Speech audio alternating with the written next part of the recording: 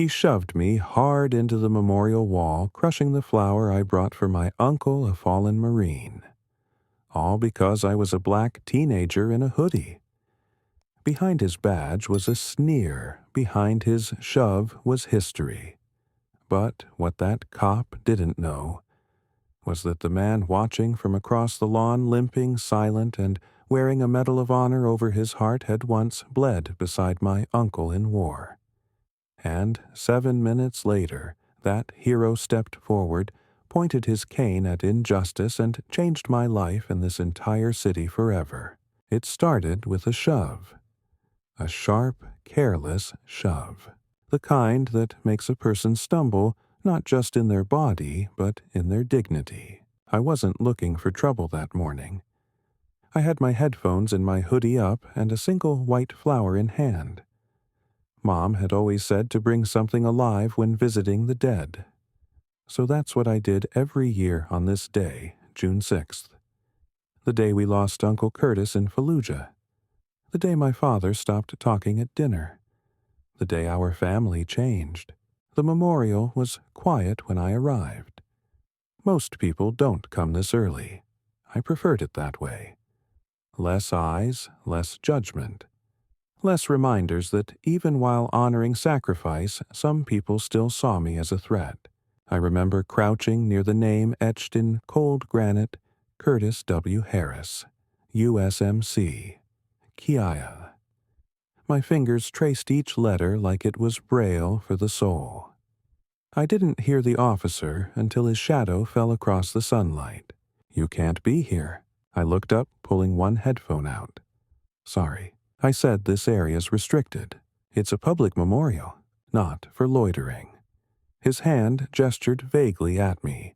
My hoodie, my skin, my presence. Not my actions. I stood slowly, careful not to move too fast. "I'm just paying respects. That's my uncle's name." He didn't care. I saw it in his eyes. He saw a problem, a disturbance, a threat. "You need to leave. Now." I looked around. A couple in jogging gear paused near the flagpole. A city worker with a leaf blower glanced up, then quickly looked away. "I'm not doing anything wrong," I said calmly. He didn't respond with words, just shoved me. Hard. My back hit the cold stone. My flower dropped, crushed under his boot. The joggers gasped. One of them pulled out a phone. But I didn't fight back. I didn't move. I just stood there burning with something far worse than rage, humiliation. That quiet kind that makes your throat ache and your fists tremble at your sides. The kind passed down like a legacy. He leaned in, close, his breath thick with coffee and contempt. "I don't care who your uncle was. Move it before I call backup." That's when I saw the pin on his chest, Officer Mills. His name would matter later. But right then, it was just another badge worn by a man who forgot what honor looked like. I turned to leave my voice barely audible. He died for this country. And I'm not going to be afraid of it. He didn't hear me.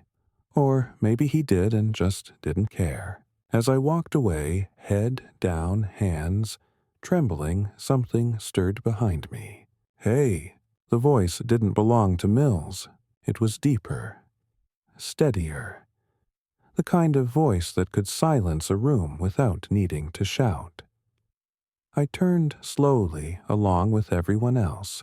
An older man stood at the edge of the path, dressed in a worn military jacket with rows of faded ribbons and a limp in his left leg. He walked with a cane, old wood, polished by years of gripping hands. His chest bore the distinct shimmer of a Medal of Honor, clipped right over his heart. I didn't know him yet, but the way Mills stepped back, the way the joggers froze, the way the silence thickened like thunder about to break it, told me everything. The man pointed his cane at Mills. "What did you just do to that boy?" Mills stiffened. "Sir, this is police business." He was. Was he vandalizing? No, but was he threatening anyone? No, but this area. Was he laying a flower at the name of a fallen Marine? Mills said nothing, just shifted uneasily. The old man's gaze turned to me. He didn't ask if I was okay. He didn't have to. His eyes said it all. I see you. I believe you. And this ends here. He walked toward me with slow determination, nodding once. You got a name, son. I swallowed hard. Malik. Malik Harris. He nodded. Curtis Harris, your uncle. Yes, sir. A soft smile. A hint of something behind his eyes, recognition, maybe even pain. I served with Curtis. Fallujah, 2004. He saved my life. The wind caught my breath like a wave. I didn't even know what to say. The man turned back to Mills. This boy is family to me. And you just shoved family into a wall on sacred ground. I didn't know, Mills mumbled. You didn't ask. The Medal of Honor glinted in the sun. I watched as Mills finally looked down, ashamed not of what he did, but of who had witnessed it. The man, who I would later learn was Colonel Raymond Cole, picked up the crumpled flower from the pavement, brushed it off gently, and placed it back at my uncle's name. Then he looked at me. Next year, Malik, bring 2 flowers, one for Curtis and one for me. And just like that, he turned and walked away, leaving behind silence, shame, and something I hadn't felt in a long time. Pride. I didn't know it yet, but that shove would spark something bigger than just me. Bigger than Officer Mills. Bigger than even Colonel Cole. It was the beginning of a reckoning. One that would shake the stone walls of the memorial itself. And I was no longer alone. After that day at the memorial, I stopped walking with my head down. It wasn't some sudden transformation. Not a movie moment. The ache in my back from hitting that wall lingered for days. So did the stairs. The silence of people who had been there and chose to do nothing. But something inside me had changed just enough. Like a whisper of defiance blooming into something solid. Colonel Raymond Cole. That name echoed in my head every morning since. A living legend, some would say. Medal of Honor recipient. Survived an IED blast. Led a rescue op during the siege of Fallujah. I didn't know much beyond that. Just that he was real. That he'd seen me. And for the first time in a long time, I felt like I belonged somewhere.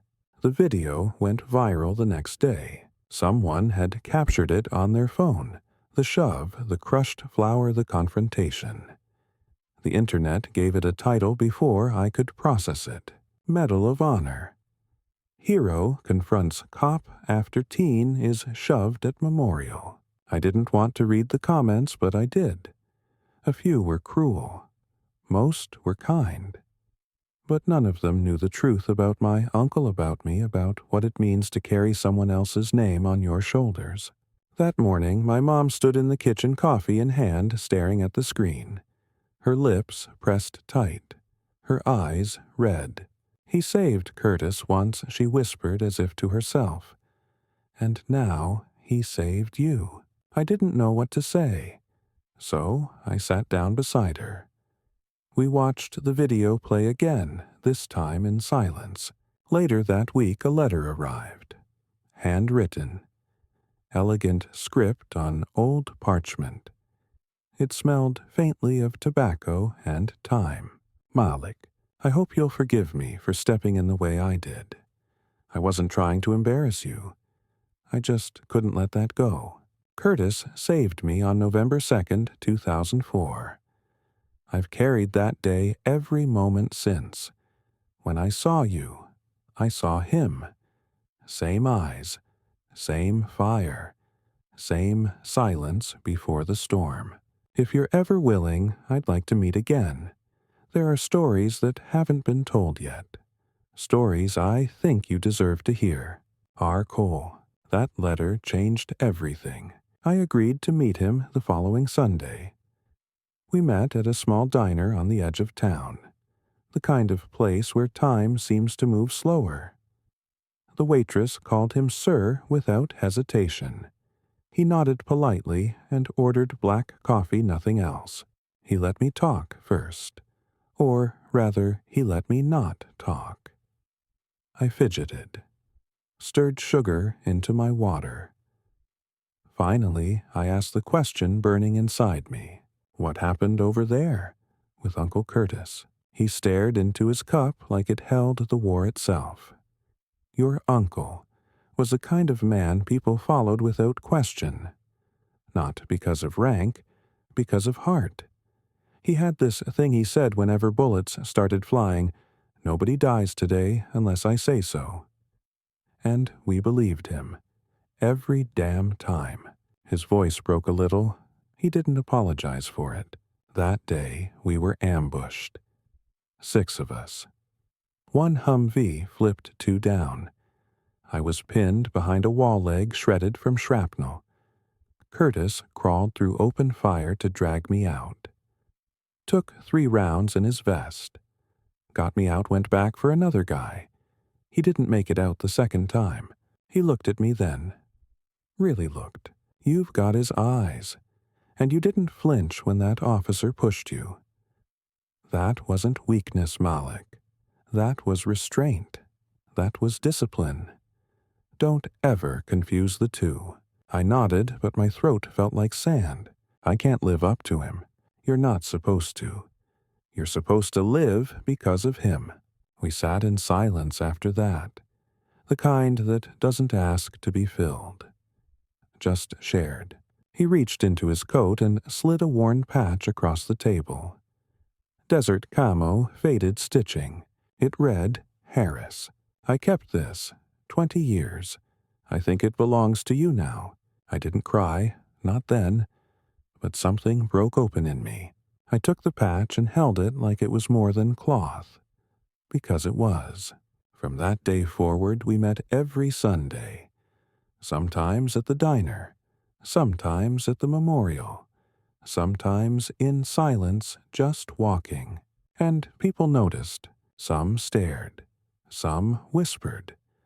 Some crossed the street when they saw me walking with him, as if his medals made my skin less dangerous. But others nodded. Others smiled. One veteran saluted me once. Me. And Officer Mills. He disappeared for a while. Rumor was he got suspended pending an internal affairs review. I didn't care about revenge. I didn't want him fired. I wanted the system that made him think it was okay to shove a grieving teenager to be exposed. But things were changing. The city council invited Colonel Cole to speak at a Veterans Day ceremony.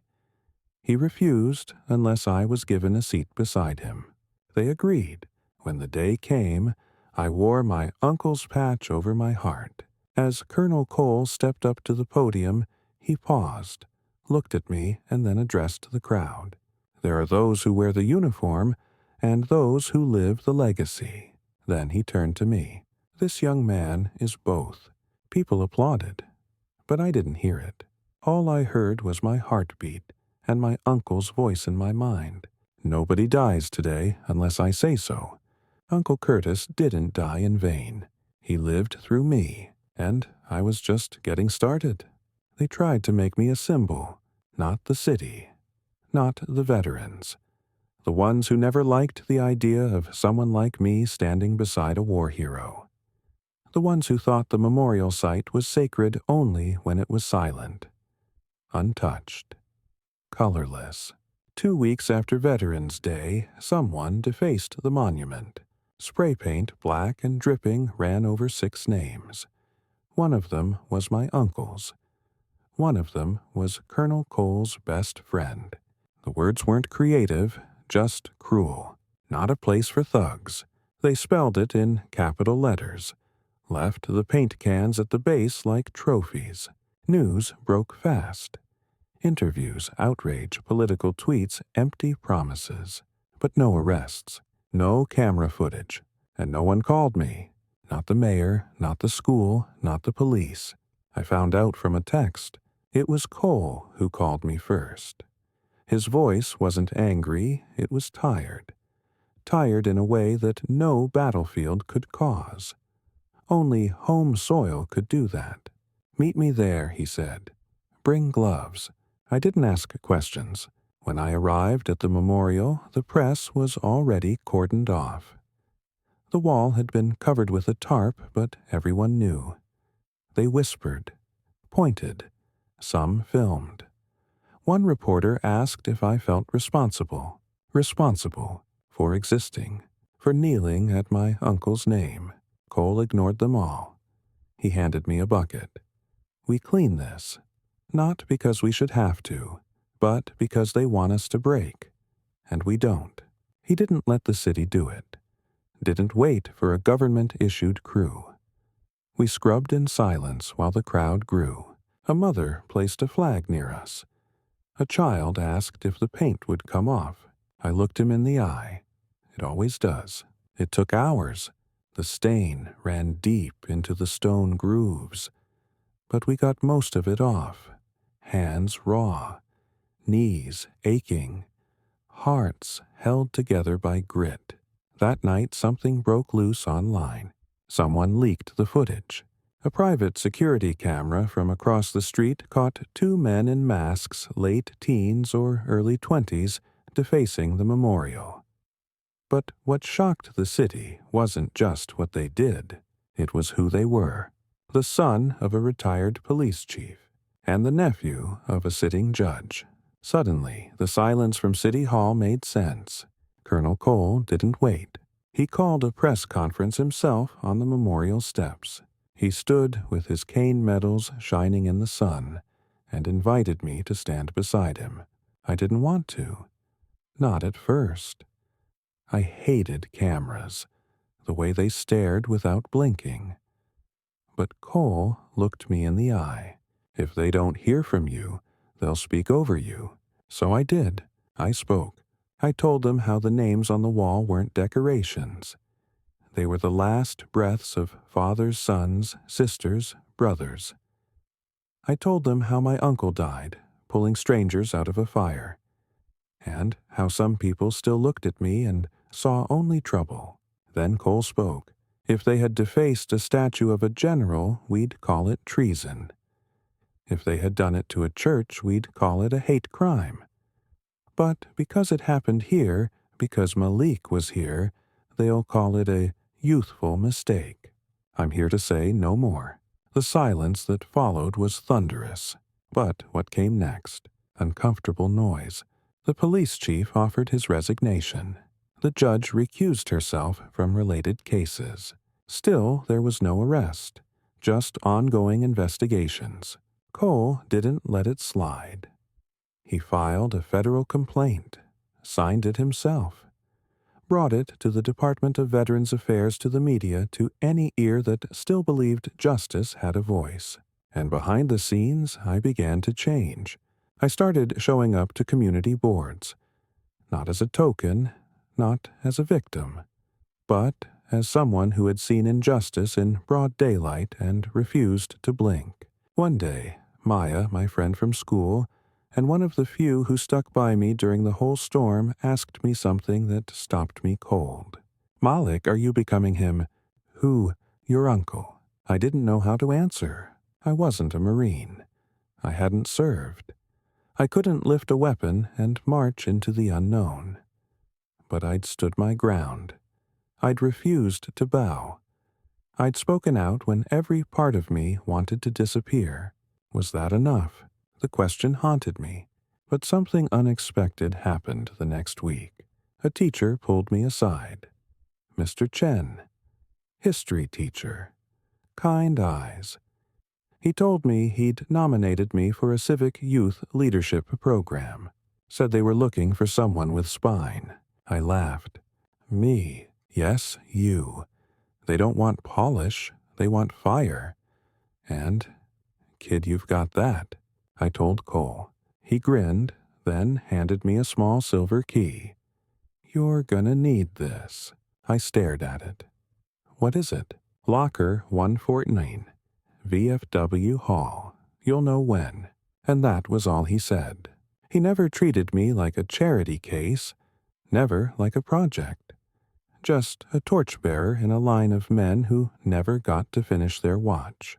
That night I stood outside the memorial again. No cameras, no crowds, just the names. Curtis W. Harris. I touched the stone. Uncle Curtis. I don't know if I'm becoming you, but I swear I won't let them forget you. Behind me, wind rustled the flags. Somewhere across town, the boys who defaced the wall still walked free. But I was learning that justice isn't always loud. Sometimes it starts with a whisper, a story, a stand, a name spoken back into the world. The locker sat like a relic from another era. Number 114. The brass key in my pocket had become a kind of secret heartbeat. I carried it for days, unsure of what I'd find, or what I was even looking for. Until one evening, I stood before the old Veterans Hall at the edge of downtown. Faded paint, quiet windows, the kind of place the city forgot. The hallway inside smelled like dust and old cigars. My footsteps echoed. Locker 114 waited in the corner. Rusted edges, a dent along the side. I hesitated, then slid the key in. It turned with a reluctant click. Inside was a single wooden box. Dark, polished, the kind you don't buy, you inherit. On top, a yellow envelope with my name written in tight, precise penmanship. I unfolded the letter inside. Malik, if you're reading this, it means you're still standing. Good. Inside this box are pieces of your uncle's life things even your family might not know. He left them with me before our last tour. Told me if anything happened, someone should carry the story. I kept them sealed until I knew the right hands could hold them. Those hands are yours. And remember, son, heroes don't always wear medals. Sometimes they wear scars. Cole. My hands trembled as I opened the box. Inside, a folded American flag, a rusted dog tag, a tattered field journal wrapped in paracord, and a photo. The photo stopped me cold. It was Curtis Young, unshaven, smiling with a cigarette between his fingers. His arm was around a soldier whose face I recognized instantly. Colonel Cole, but there was a third man, too. Black, tall, smiling with his whole face. Written on the back in faint pencil, Curtis Ray and J.T. before the storm. I stared at it for minutes. Somehow, this photo made him real again. I took the field journal home, opened it with the care of someone reading scripture. Each page was chaos and clarity, shaky handwriting sketches, half-buried confessions, poems to no one. One passage burned into my memory. You think you're ready for war until you see a man cry for his mom with his lungs full of blood. You think you're ready until you realize there's no anthem playing while your brother dies in your arms. Another, if I don't make it home, tell Malik don't just survive. Live, loud, proud, full, no shadows. He'd written my name before I was even born. My tears hit the page before I could stop them. He'd seen me, even before I existed. I didn't sleep that night. The next morning, I showed the journal to Cole. He took one look and closed his eyes. J.T. didn't make it home either. I asked him if there was more. He nodded. The story the news never told. The day your uncle died. It wasn't a random act of heroism.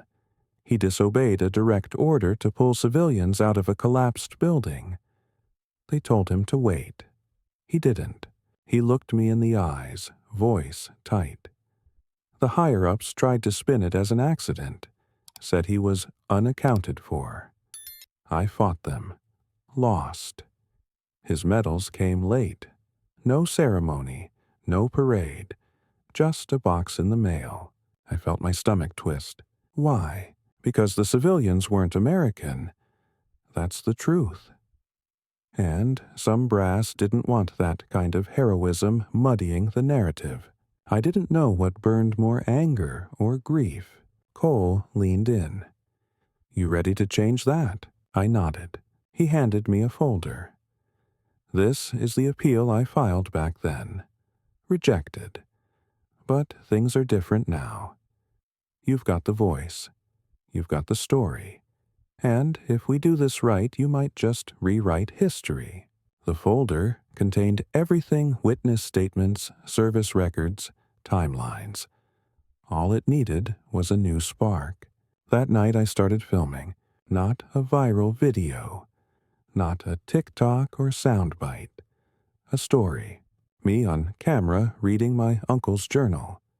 Reading the passages he never meant for the world, but that the world needed to hear. Then I told the real story of the memorial, of the shove, of the silence that followed, of the truth buried under stone. I sent it to a reporter who had once reached out, Rachel Singh, war journalist, one of the few who still cared about nuance. She responded within hours. This needs to be seen. Everywhere. The article went live the next week. Front page of the Tribune. The forgotten hero of Fallujah. A nephew's fight for justice. It exploded. The city that once looked away couldn't ignore it now. News vans returned to the memorial, this time not for scandal, but for truth. People I didn't know sent flowers. Veterans I'd never met called my name when I walked through town. But not everyone was happy. Someone egged my house. Another keyed my mom's car. A letter arrived unsigned, threatening us to drop it before someone gets hurt. I showed Cole. He didn't flinch. He called in someone I didn't expect, a lawyer. Not just any lawyer, a veteran herself. Civil rights litigator. Clara Nguyen. She looked me dead in the eyes the first time we met. You're not just fighting for your uncle's honor, Malik. You're dragging history out of its grave. They will push back. Let them, I said. And I meant it. Because this wasn't just about Curtis anymore. This was about every name buried in silence. Every medal delayed. Every truth whitewashed. And something else was coming. A public hearing. A chance to reopen the case for Curtis's full honors. Cole said it had never been done before. Not like this. But he smiled. They've never met a Harris. And I knew. Chapter 5 wouldn't be about memory. It would be about reckoning. The hearing room smelled like fresh polish and old power. Rows of flags lined the walls. Stars, eagles, insignias of branches I used to recite like baseball stats. I stood near the back palms, slick heart heavy with more than nerves. I wasn't just walking into a room. I was walking into a history that had forgotten men like my uncle, Curtis W. Harris. For years his name had lived only in our family albums and the silent corners of a wall carved in stone. Now it was about to echo through the halls of government. Colonel Cole sat beside me in the front row. His cane rested against the seat, and for once his jacket wasn't military green, but a sharp navy blue pressed so straight it could cut glass. At the podium stood Clara Nguyen, our attorney. Her blazer was understated, her eyes razor sharp. She looked like the future, and a reckoning wrapped in silk. The board members trickled in, 5 men, 2 women. Uniforms and suits. Some war-hardened. Others soft around the edges. A few stared too long when I entered. Not unkind, just curious. Like they were trying to make sense of how someone like me fit into this room. They didn't know I came bearing ghosts. Clara opened. Curtis Harris did not die in an accident. He died disobeying an unjust order to save innocent lives during the 2004 Fallujah siege. His final act was not only brave, it was heroic by every measure in your bylaws. Yet no full honor has ever been granted. No official ceremony, no star, no fold of flag with salute. She stepped aside and nodded to me. It was my turn. I took the podium with my hands gripping the sides, not to look strong, but to steady myself. I'm not here because I want sympathy. I began. I'm here because I read my uncle's journal. I read the parts where he bled through ink. I read how he chose life over orders, how he carried brothers through fire, how he died pulling people out of rubble, people who didn't speak his language but called out for help just the same. I took out the dog tag from my pocket, laid it on the table. This tag was found near his body. The building collapsed right after he got the last person out. He knew it would. He still went in. The official record said he was unaccounted for during maneuver. That's just a fancy way of saying he died doing the right thing when the rules told him not to. I turned, looked at the panel. You give medals of honor to soldiers who die protecting comrades. What about civilians? What about character when no one's watching? My voice cracked. I didn't stop. My uncle died so others could live. Isn't that the highest form of service? Silence, the kind that matters. Cole stood next. He didn't read notes. He didn't need to. Ladies and gentlemen, he said, voice low but thunderous. I am here because I owe that man my life. I was the first one Curtis dragged from the kill zone that day. I've lived 20 more years because of him, and not a damn day goes by that I don't remember the way he ran into fire with no guarantee of return. He pulled out a photo. This is Curtis. This is JT beside him. They're both gone. One got a ceremony, the other a form letter and silence. He stepped back, nodding at me. Young Malik here. He's already done more to honor this country than some of the suits I've seen in these halls, because he fights not for vengeance, but for truth. Clara's voice closed the arguments. We are not asking for a favor. We are demanding a correction. Grant Curtis Harris the full honors he earned. Not just for his memory, but for what it teaches every soldier, every family, every child watching. The room adjourned. We waited. 3 weeks passed. 3 weeks of quiet interviews. Media buzz threats in my inbox.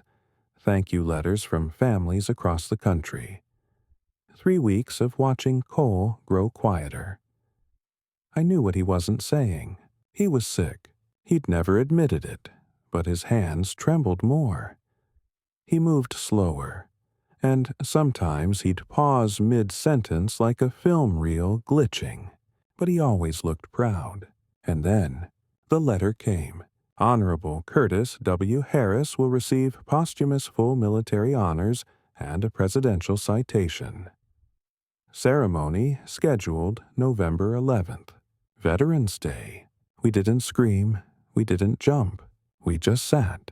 Cole read the letter out loud. Then, slowly, carefully, he saluted the box that held my uncle's folded flag. I told you, son, he said, eyes glinting. They've never met a Harris. The next few days were a whirlwind. Interviews, invitations, national coverage. But none of it mattered as much as what came next. The ceremony. It was held on the national lawn, flanked by every flag Curtis had ever saluted. I wore a dark suit, the patch from his field journal sewn into the lining over my chest. Cole walked beside me, leaning heavier on his cane than usual, but still standing tall.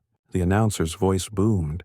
For bravery beyond the call of duty, Staff Sergeant Curtis W. Harris is hereby recognized with full military honors. They handed the flag to my mother. She didn't cry. She held it like armor. like justice. Then came the moment I'll never forget. A young Marine stepped forward, and I recognized him, JT's nephew. He'd reached out after the article, said my uncle had saved more than just lives, he saved stories. He saluted me, tears in his eyes, and I knew then this wasn't about revenge. It was about legacy, about telling the truth so loud it echoes even through stone. Cole collapsed the next week. I sat beside his hospital bed, holding his hand. "You finished the fight," I told him. He grinned weakly. "No kid. You did." His last words to me were whispered like a prayer. "Live loud, no shadows." He passed that night. The world didn't pause, but I did. I stood in front of the memorial wall alone this time, with 2 flowers in hand. Just like he told me. One for Curtis, one for Cole, and a vow in my chest that would never fade. This isn't the end. This is the beginning. They buried Colonel Raymond Cole beneath a sky so blue it made your heart ache. His coffin, draped in the American flag, stood like a declaration in front of a sea of uniforms and silence. I watched from the front row, hands clenched over my knees, trying not to break.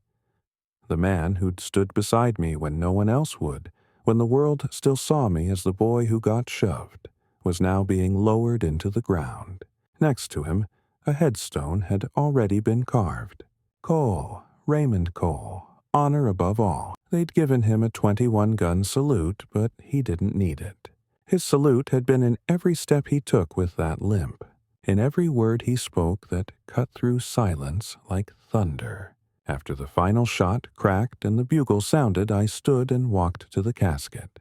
I placed 3 things on top: my uncle's patch, Cole's cane, and a sealed copy of Curtis's field journal. I whispered, "Rest easy. Your stories are safe now." But even as I said it, I knew the fight wasn't over. The hearing had been just the beginning. The article, the ceremony, the media glare, it all sparked something. Students across the country started asking questions about who wasn't in their history books. Forgotten heroes, erased acts of valor, misfiled medals, buried truths. Emails flooded my inbox. Teachers wanted to use Curtis's journal in class. Veterans invited me to speak at community centers. Families told me about their loved ones, heroes without honors, names without graves. I didn't know what to do with the weight of all that. I was just 17, but I carried it anyway, because I knew what it felt like to stand at a wall and feel invisible. So I built something. It started as an idea, a living archive, the Echo Project, a digital memorial. Stories from soldiers whose names never made headlines. Journals, photos, declassified reports, first-hand accounts. Cole had once told me, "If you bury truth, plant a flag where it fell." So I planted dozens, hundreds. We coded the site from scratch with help from Maya and a team of volunteers. College students, vets, a journalist from Rachel Singh's team. Even Clara offered legal guidance. We added a section for anonymous submissions, and what poured in broke me. Letters from black soldiers denied promotions, gay medics erased from records, women who led platoons in war but were called secretaries in the debrief. One story from a Native American sniper who'd saved an entire unit but was buried without ceremony on a reservation that didn't even have a paved road. So many names, so many walls with nothing carved. The Echo Project went viral in days. We didn't ask for donations, but they came. We didn't seek endorsements, but they came too, from senators, war correspondents, and even 3 Medal of Honor recipients who sent handwritten letters saying, "Thank you for carrying what we couldn't." But not everyone celebrated us. I got hate mail. Some called me a fraud, a race baiter, said I was milking pain for attention. One message read, "You're just another punk with a camera and a sob story. You didn't serve." I stared at that line for a long time. Then I wrote a response I never sent. No, I didn't serve, but I remember those who did. I speak for those who were never given a microphone, and I carry their names like armor. Still, some days I wanted to quit. The burden was heavy, until one day a boy showed up at my doorstep. 12 years old, t-shirt 2 sizes too big. A quiet, wide-eyed kind of kid. He handed me a folded paper. "My dad said you helped people like my grandpa." I unfolded it. A photo, black and white. A young soldier saluting in front of a tank.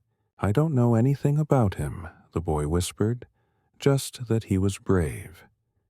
My dad doesn't talk about it. Can you help?" I knelt down to his eye level. "What's his name?" "Walter Boone." I smiled. "Then let's make sure the world remembers him." That night I stared at a whiteboard in my room, filled with names, dates, arrows, and red strings connecting stories. Curtis, Cole, J.T. Walter Boone. Names that no longer echoed in silence, but in classrooms, protests, auditoriums, and kitchens where mothers told their children, "This is what a hero looks like." And me, I still visited the memorial every Sunday. I always brought 2 flowers, sometimes 3. Once I sat beside a woman who whispered, "Are you the boy from the video?" I nodded. She smiled. "Thank you for reminding us." I didn't answer right away, but inside I thought I didn't remind the world. The world reminded me that the truth never dies. It just waits for someone brave enough to speak it out loud. And that person, sometimes it starts with a teenager on his knees at a wall holding a flower. It had been exactly 1 year since the shove. 1 year since I'd felt my back hit cold granite and watched a flower crumple beneath a boot. Funny how moments like that don't fade. They sharpen. But this time I stood taller. I was no longer the boy who got pushed at a memorial. I was the voice that echoed through halls that had tried for decades to stay silent. The anniversary ceremony wasn't my idea. It was Clara's and Maya's, and 100 other voices from across the country who'd written, called, messaged. They didn't want a memorial for Curtis alone. They wanted a memorial for all the forgotten. The Echo Project had become something no one could ignore. It wasn't just a website. It was a movement. And today, the city finally recognized it. The mayor herself stood on the podium, and behind her, on a polished black stone wall, were names, new ones, names that had never been carved before, dedicated to those whose valor was overlooked, whose stories were never told. Curtis W. Harris, J.T. Coleman, Walter Boone, over 250 names in total, compiled by families, verified by service records, cross-checked, confirmed, and now finally acknowledged. As the mayor stepped aside, I was invited to speak. I stepped up to the mic, but I didn't read a speech. Instead, I told a story. The first time I stood here, I was alone. My uncle's name was just another line on a wall most people never stopped to read. And when I brought a flower, I was shoved. Because of how I looked. Because I was a reminder. I paused. But I wasn't the only one. Every name behind me was once forgotten. Every face here today means they won't be again. I took a breath, looking out at the sea of veterans, families, students, and strangers who had come not for headlines, but for truth. People ask me sometimes what I want to be, what career, what future, and I tell them. I turned to look at the wall. I want to be a voice, one that carries names, that says them out loud, that makes sure no sacrifice gets buried under silence. Behind me, Maya pressed play on a speaker. One by one, voices began reading the names. Different accents, different ages. Men, women, children. Some shaky, some bold. Each name spoken aloud not as a casualty, but as a declaration. Curtis W. Harris, J. T. Coleman, Walter Boone, Rosa Elena Torres, Samuel Kim, Deshaun Young, Hannah Reeves. Each one met with a small bell, a chime in the wind. I looked out into the crowd. There were mothers crying, veterans standing at attention, students holding hands. Even Officer Mills stood near the back in plain clothes now. He met my eyes, nodded once. I didn't smile, but I nodded back. Some things don't need words. After the ceremony, a little girl approached me. She couldn't have been older than 7. She wore 2 big army jacket sleeves rolled up, and a name tag stitched awkwardly on the chest. Cole. I knelt beside her. You knew my grandpa, she said. I smiled, blinking back the sting. Yeah, I did. She handed me a note folded 3 times. I opened it slowly. Inside, in child's handwriting, thank you for helping my grandpa be brave one last time. I couldn't speak. She hugged me, then ran back to her mom. I stood in silence. I looked up at the sky. Somewhere out there, Curtis and Cole were watching, maybe even laughing, maybe arguing about which of them had taught me more, and maybe, just maybe, they were proud, because I had kept the promise. I lived loud. I lived with no shadows. I carried their names not just in my heart, but in my actions, and I would keep doing it. For every soldier who came home with silence, for every veteran who died without a headline, for every kid who got shoved but refused to stay down, and for everyone who had ever been told to step aside at a memorial in a classroom at a podium.